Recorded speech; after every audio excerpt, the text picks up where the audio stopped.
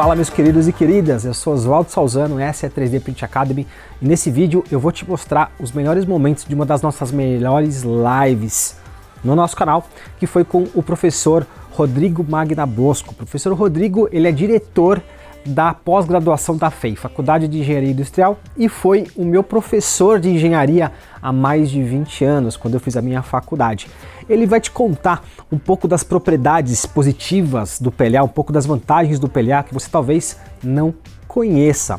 Sempre te dizendo que se você quiser assistir a live inteira, eu vou deixar o link na descrição.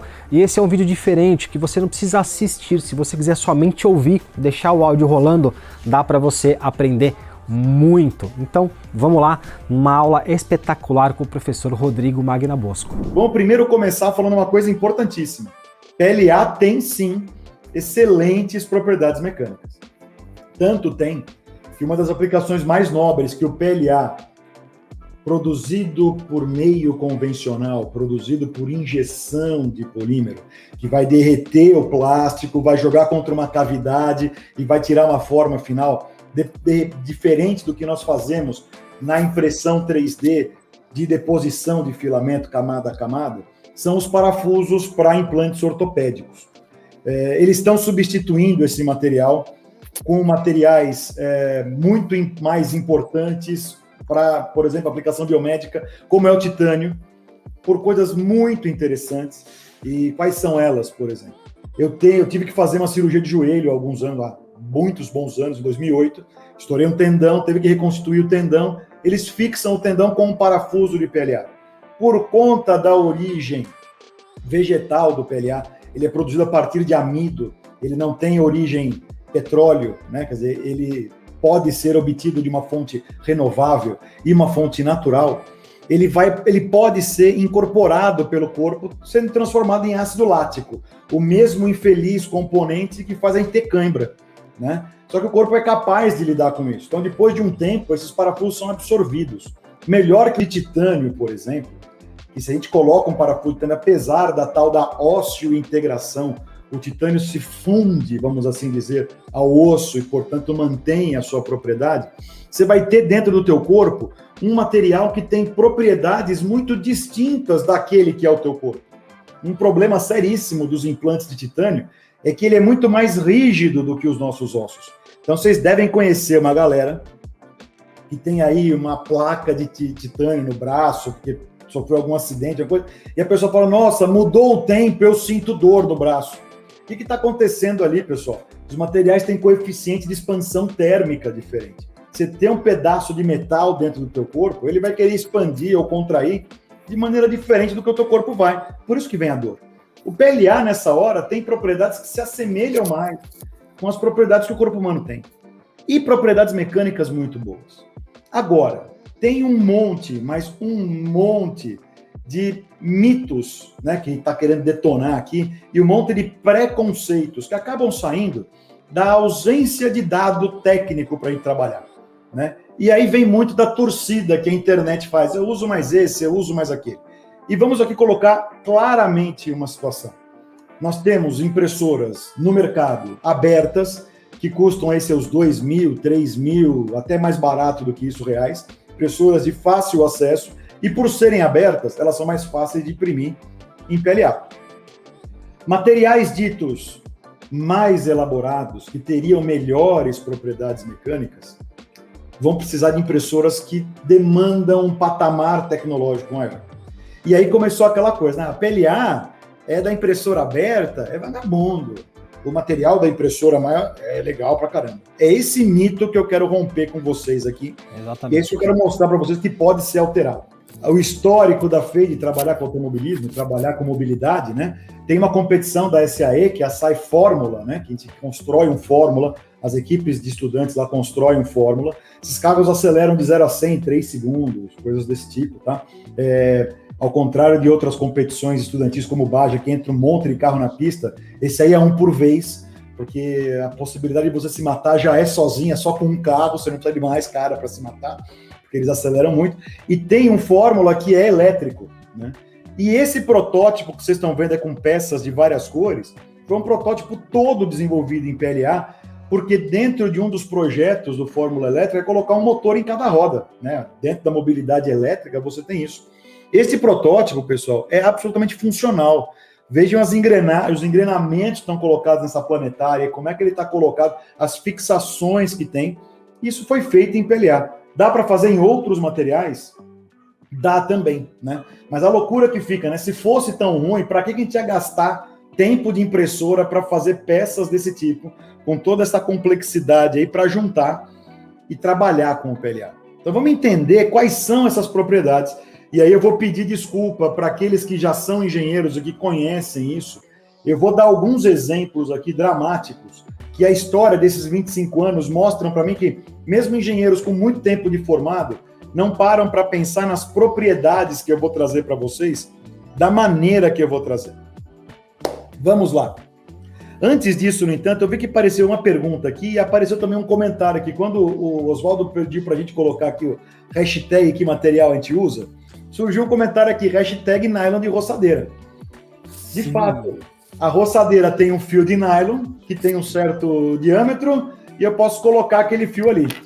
Se a minha máquina tiver condição de processar nylon, ela vai processar. Agora, tem uma pergunta que está surgindo aqui também.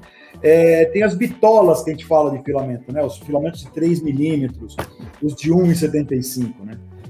Olha lá, tá lá o nylon de roçadeira.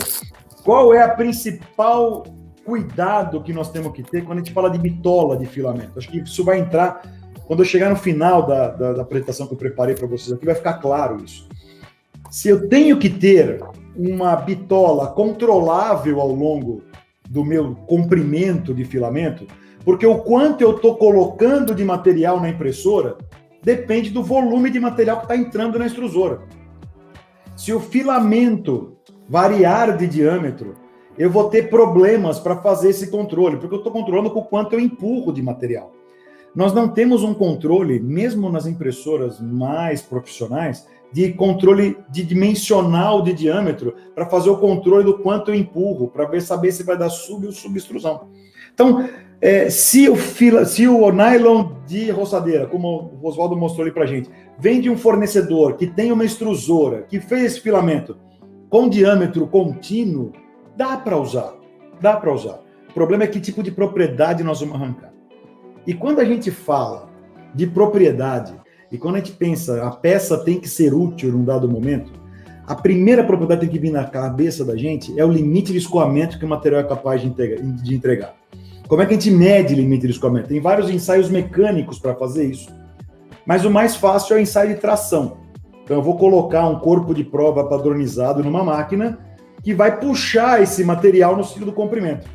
E nós vamos medir a relação da força que eu faço para puxar pelo deslocamento. Só que vocês devem estar percebendo que quanto maior for o corpo de prova que eu usar, mais força eu vou ter que fazer. Então, normalmente, a gente trabalha com essa propriedade numa unidade de tensão, que é o megapascal, Newton por milímetro quadrado. E o PLA, quando produzido de maneira convencional, tem limite de escoamento de 52 megapascal. Traduza, Rodrigo, que diabo significa isso? Significa que se vocês tiverem uma barra de 1 por 1 milímetro de PLA, vocês conseguem pendurar nela aproximadamente 5 quilos. Se vocês fizerem isso, esta barra, quando você tirar os 5 quilos dela, ela volta para a dimensão original. Estar com uma tensão atuando no material abaixo do limite de escoamento significa que o material atua no regime elástico. Eu fiz, está aqui. Vocês conseguem ver uma reguinha aqui na minha mão, né? É uma régua de plástico. Eu aplico força, ela muda de forma. Eu solto, ela volta para a posição original. Qual é o máximo que eu posso colocar para que isso aconteça? São, neste caso do PLA, 52 megapascal. Vamos comparar aqui com os caras mais comuns de uso na impressão 3D por filamento. ABS, né? Quando eu preciso de uma peça mais técnica, eu saio do PLA, eu vou para o ABS. O ABS tem 38 megapascal de limite de escoamento. Significa que a mesma barra de 1 por 1 milímetro de seção quadrada vai aguentar em torno de 3, 4 quilos, enquanto a de PLA vai aguentar 5. Ah, não, eu não sou da turma do ABS, eu sou da turma do PETG, do polietileno tereftalato glicol. Cara, que diabo que é isso? Poliéster é o mesmo material da garrafa PET, é o mesmo material que na forma de fio a gente usa para fazer roupa. Roupa de poliéster. 50. É a mesma propriedade que o PLA é capaz de entregar. Vou mudar para o Tritan. Tritan é bom pra caramba. Tritan é um copoliéster.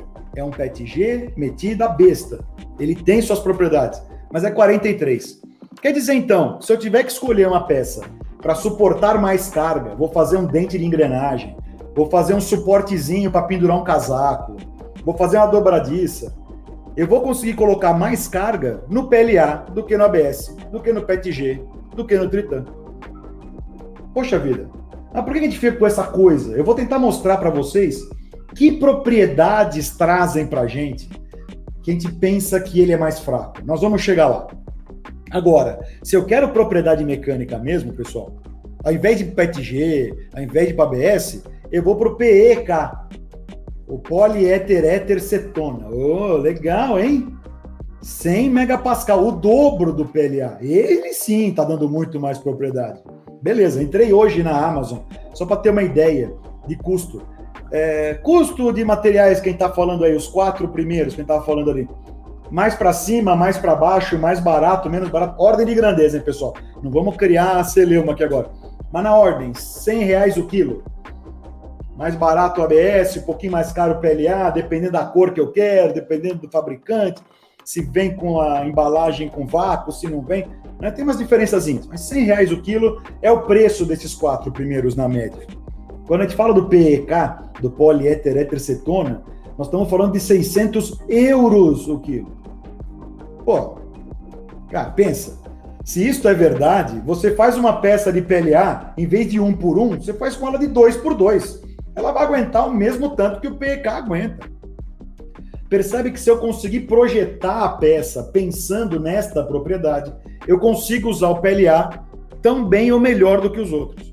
Se a peça já tiver desenhada, e isso é muito comum na nossa comunidade, nós temos um desenho em 3D, nós temos uma casca, a gente joga essa casca num fatiador e faz a peça, percebam que no susto, para aguentar a carga, o PLA seria melhor que os outros. Já estou aparecendo um pouquinho aqui, a gente já vai voltar com o professor para te fazer um convite. Se você quer se tornar um dos melhores profissionais de impressão 3D do Brasil, vem para o nosso curso Impressão 3D Total. É um curso 100% online com mais de 2.500 alunos formados desde 2016. Além de todo o conteúdo técnico sobre impressão 3D, uso do fatiador, uso da impressora, você também vai ter o conhecimento necessário para começar o seu negócio de impressão 3D da maneira correta. Eu vou deixar o link da lista de espera aqui na descrição para você entrar e vir com a gente. Tenho certeza que você vai gostar do curso. Agora, de volta com a super aula do professor Rodrigo Magnabosco. Vamos pensar numa outra propriedade. Quanto de força eu tenho que fazer para esse material ter deformação elástica ou voltar? A proporção entre o quanto deforma dentro desse trecho elástico em tensões até a quantidade que ele aguenta o limite de escoamento é a rigidez elástica, o módulo de elasticidade. De novo, tá lá o PLA dando show pra gente. Ele é mais rígido do que o ABS, ele é mais rígido do que o PETG, ele é mais rígido do que o Tritan. O que significa isso? Se eu colocar em todas as peças feitas com o mesmo material, de mesmas dimensões, a mesma carga, a mesma força atuando, todas as peças forem iguais, todas elas estiverem abaixo do limite de escoamento, quem vai deformar menos no trecho elástico é o PLA. Faça um gancho para pendurar um casaco atrás da sua porta. Se conseguir fazer com os 4 materiais, com os 5, com o PEK, quem vai deformar menos é o PEK seguido muito próximo pelo PLA, para separar no chart ali, muito claro. Vejam, essa é a sacada quando a gente pensa nessas propriedades. O PLA está levando. Vamos pensar numa outra propriedade. Quantas vezes eu posso aplicar a tensão e voltar para a posição original? Limite de fadiga que esse material tem. De novo, o PLA ganha. O PLA só vai perder de novo para o PEK, que nós já sabemos, é muito mais caro. Legal. Limite de fadiga seria qual é a tensão que eu posso atuar em cada ciclo se eu fizer 10 milhões de ciclos para levar essa peça para romper.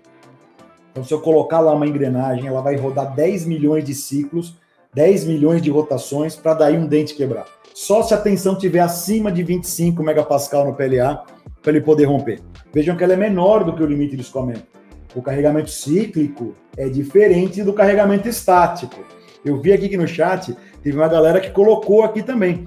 Tem uma outra propriedade mecânica, que eu já vou entrar nela, que é a tenacidade, né? Quando a gente vai fazer entrevista de emprego, fala assim, não, você tem que ser um profissional tenaz, que resumidamente tome um monte de porrada e não tenha um colapso nervoso. Mas você vai quebrar. Você pode quebrar num dado momento. Vamos tentar entender o que diabo é esse conjunto de propriedades. Lembrem que eu falei que eu quero um desempenho de propriedades. Vamos tentar discutir um pouco mais disso.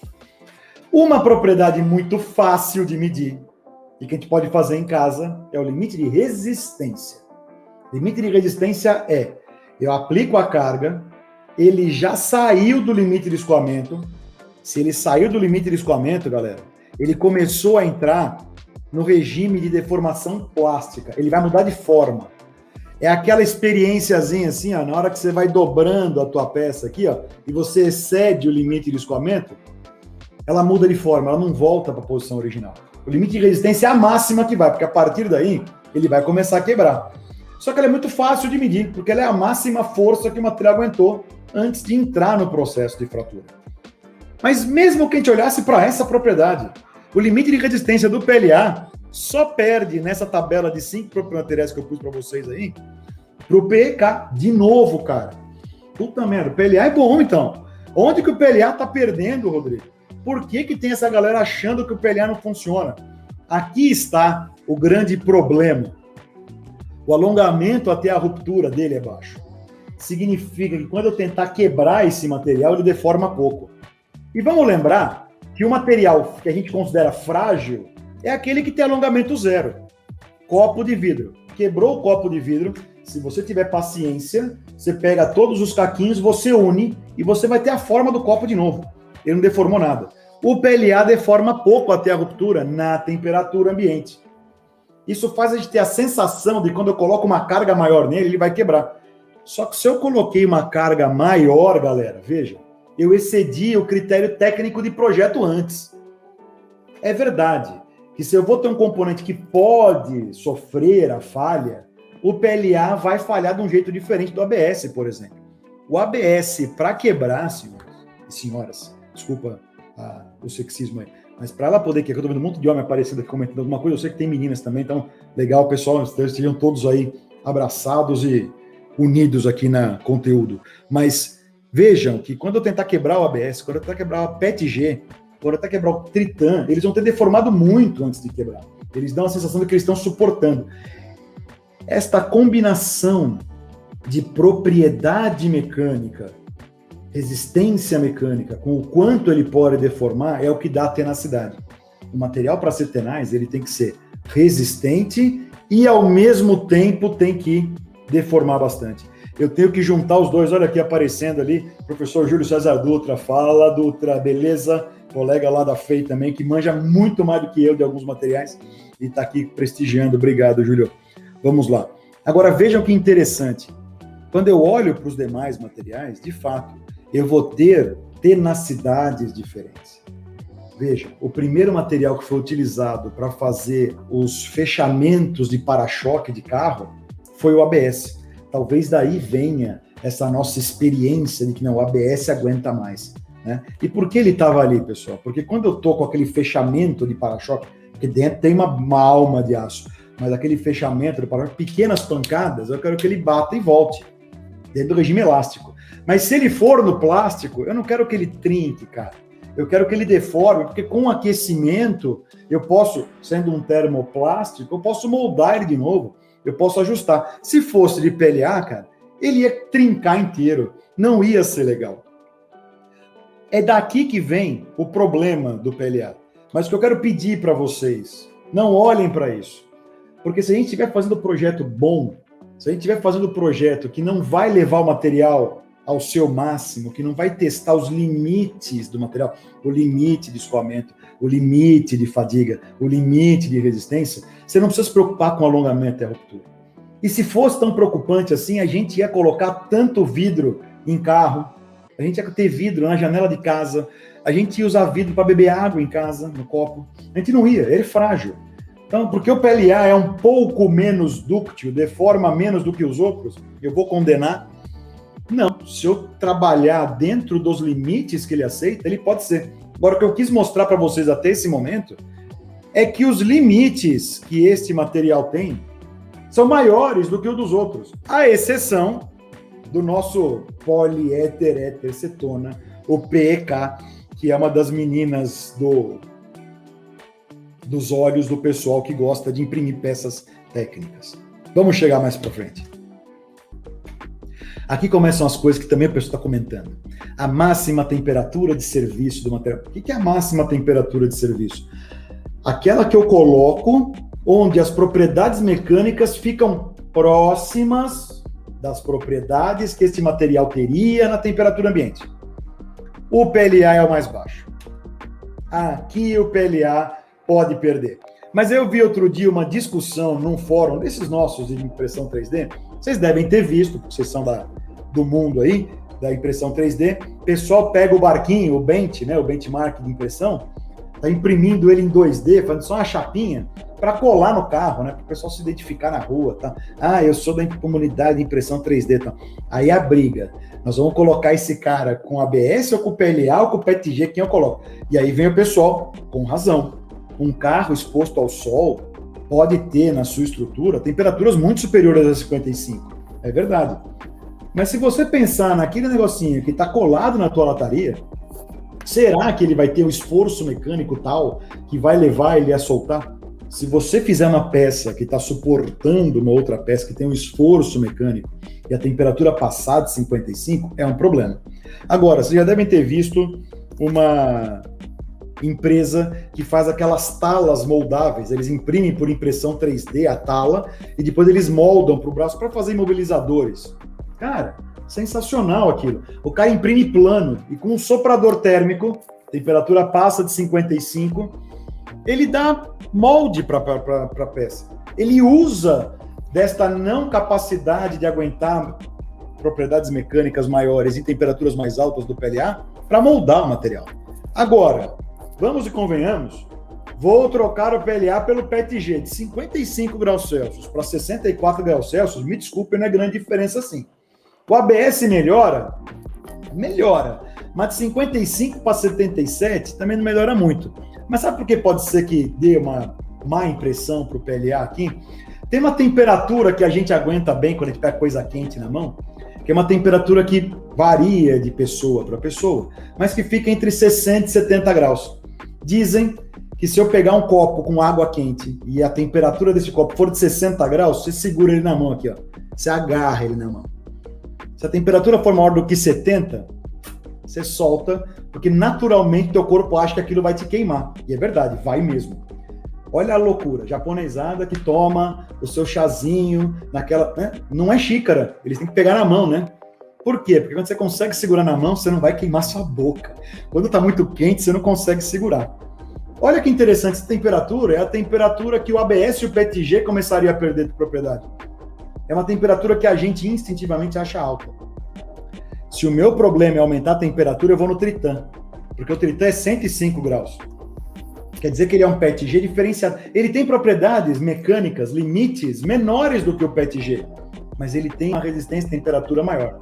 Além de ele não ter o bisfenol A, quer dizer, ele é mais aplicado para a gente usar em embalagens, em produtos alimentícios. E na principal aplicação do Tritan, acho que são aquelas garrafas de água que a gente leva para a academia para fazer ginástica, né? Porque ele tem uma boa tenacidade e ele não tem esse componente que dá gosto na água e que é esquisito.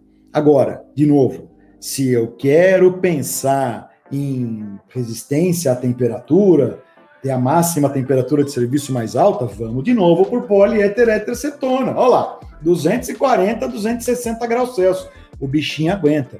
Se o objetivo era resistir à temperatura, se o meu desempenho esperado era resistir à temperatura, talvez o Tritan, nesse caso, seja uma opção. Vocês percebem como a gente pode ir para diferente, mesmo o Tritan não tendo limites de escoamento e resistência tão altos quanto o PLA. A gente tem que saber escolher o melhor material para cada aplicação. Aqui vem o motivo para o PLA ser um material muito legal, dentre outros. A temperatura do bico de impressão, gente, resumidamente, 200 graus Celsius. É a menor do que todos esses materiais. E se eu quiser trabalhar com o PEK, com o tal PEK, eu vou precisar de uma temperatura de bico de impressão que fica entre 380 e 410 graus Celsius, cara. A temperatura é muito alta. A gente vai ter que trabalhar com uma impressora que a gente diz nível profissional. Temperatura muito alta do bico, o sistema de refrigeração do extrusor é maior, o jeito que a gente vai deslocar esse extrusor é diferente. Meu, tudo fica mais difícil. Eu quero um material melhor? Quero. Mas veja, lembra do limite de escoamento do PEK? Ele é só o dobro do PLA. Quer dizer que se a minha peça tiver o dobro de espessura de parede de PLA, ele vai ter a mesma resistência que o PEK me entrega. E nós, na impressão 3D, podemos controlar a espessura de parede? Não no desenho. A gente pode controlar a espessura de parede no fatiador, na parte de CAM, não na parte de CAD, no Computer Aided Manufacturing.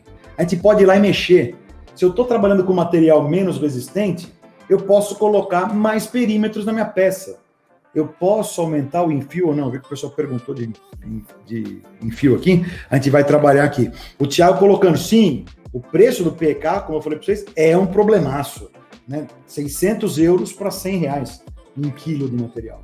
É um problemão sério, muito difícil. Coeficiente de expansão térmica. Aqui eu quero agora detonar um mito do PLA, mas ao contrário, falando mal dele. Porque o que normalmente a gente fala? Imprimir com ABS é um inferno, porque o ABS dá warp, o ABS dá distorção, o ABS solta da mesa.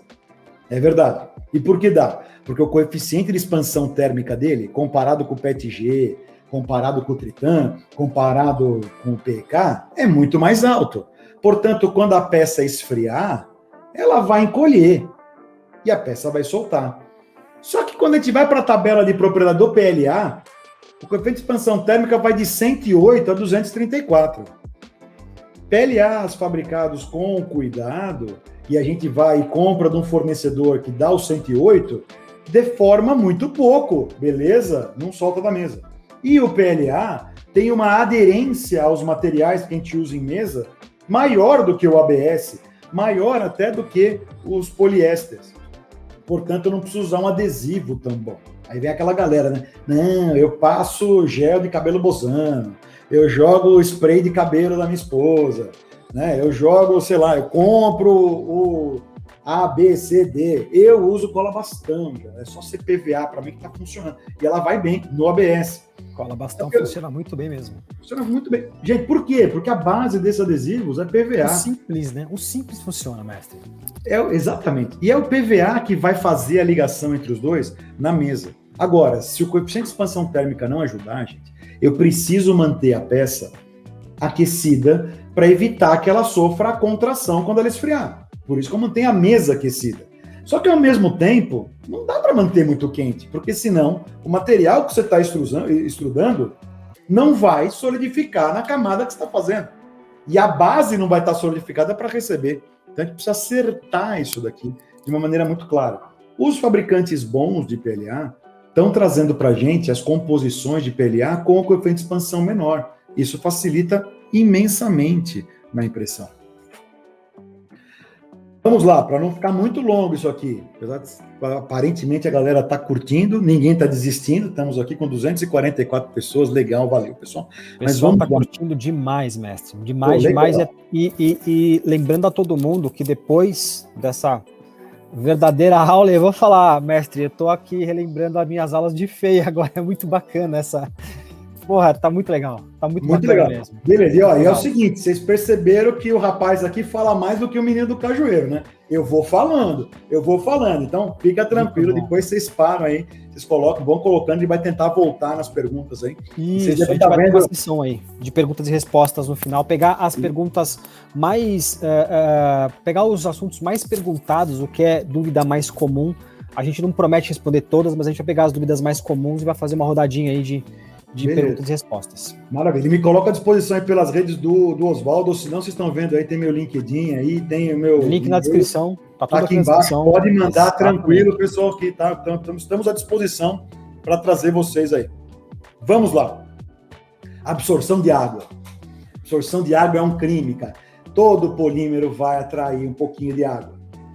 E agora eu quero mostrar para vocês aqui, sempre que fala de umidade, a galera fala, pô, o PLA é sensível à umidade. É verdade, ele é. A absorção de água em 24 horas dá 0,25% da massa. Só que olha para o ABS. O ABS tem mais absorção de água do que o PLA, dá 0,4%. O problema é que esta água entrando no material dá efeitos diferentes na hora da impressão. Um efeito que a gente sempre tem é, imagina que vapor d'água absorvido na superfície, quando a gente joga no extrusor, esquenta, vai virar vapor, o vapor aumenta de volume, explode. Vai acontecer isso, não tem jeito. Então vai formar os blubs, você vai escutar aqueles barulhinhos de estouro, vai ver aquelas bolinhas saindo. Beleza. Só que os efeitos são distintos. No ABS, por exemplo, a adesão entre camadas fica seriamente comprometida. No PETG, olha que louco, ele absorve menos água do que os outros. Mas todo mundo que já imprimiu uma vez na vida em PETG, se não teve esse problema, tremeu na base, caramba, meu PETG pegou umidade, ele pega muita umidade. E como é que a gente percebe isso? Você faz aquela impressão, fica cheio de fiapo. Outro dia, o Oswaldo colocou num stories dele no Instagram, ele colocou lá, qual é o defeito que está acontecendo aqui? Né? E eu vi que uma galera legal colocou assim, isso aqui é umidade no PET. Porque o PETG faz isso. E olha a loucura, o PET é o polímero que a gente usa para fazer garrafa plástica. Por que é tão difícil reciclar? Porque para separar os tipos de polímero, a gente separa por densidade. E qual que é o caminho mais comum? Joga na água. Tem uns que flutuam e uns que não. E tem que lavar, né? Porque vai açúcar, vai resto de cerveja. Essas coisas são compostos orgânicos que podem atrapalhar no processo. Tem que lavar, vai a umidade. Tem que secar primeiro, para depois fazer o filamento, para depois colocar. Cada um reage de uma forma distinta. Se eu puder deixar um conselho para vocês, que eu aprendi no erro, que eu aprendi na melhor forma, que é errando, é criar uma estufinha, o mais simples que seja, cara. Um controladorzinho de temperatura numa caixa de madeira e uma lâmpada. Qualquer coisa, mas seca o filamento, de qualquer tipo de filamento, antes de colocar na impressora. A qualidade do material que você vai produzir vai aumentar muito, muito, muito, muito. Resistência à radiação ultravioleta. Luz solar direta. Vejam que luz solar direta significa que está no tempo. Se estiver dentro de casa e a janela estiver fechada, os raios ultravioleta normalmente são filtrados, tem uma boa filtragem pelo vidro, já não vai acontecer. Só que quando a gente olha para a resistência à luz ultravioleta, a gente vê que o APLA só vai perdendo para o PEK.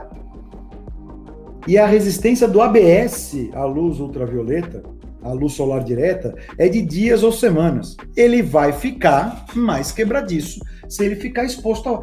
Olha a loucura da galera falando do ABS para fazer o bente para colocar no carro. O PLA teria uma temperatura de serviço mais baixa do que o do ABS? Tem uma vida menor. Só que se você coloca aquilo exposto, né, sem uma pintura, sem nada, e deixar os dois receberem a luz solar, o de ABS vai embora antes. O de PETG vai embora antes. E o de PLA vai ficar lá. Faça de um jeito onde você não tenha grandes esforços, e não vai ter, né? Uma pecinha em formato de barco em 2D colada na lateral do carro, não tem esforço mecânico atuando. Você pode fazer de PLA e ela vai bem. Mas eu quero um negócio que dure anos e anos exposto numa bancada que fica no ar. Aí você vai ter que passar para o PEK de novo, aquele cara que custa 600 euros, multiplica por 7, aí 7, 42, 4.200 reais o quilo, né? Enquanto você podia usar um de 100 conto o quilo, que é o ABS. Aí você tem diferenças de material. Pô, cara, veja que diferença você tem entre diferentes materiais para trabalhar. Eu vou deixar mais 2 vídeos aqui para você continuar aprendendo através dessa que não é uma simples escola de impressão 3D. Nós somos a 3D Print Academy. Te vejo no próximo vídeo. Muito obrigado por estar com a gente. Tchau!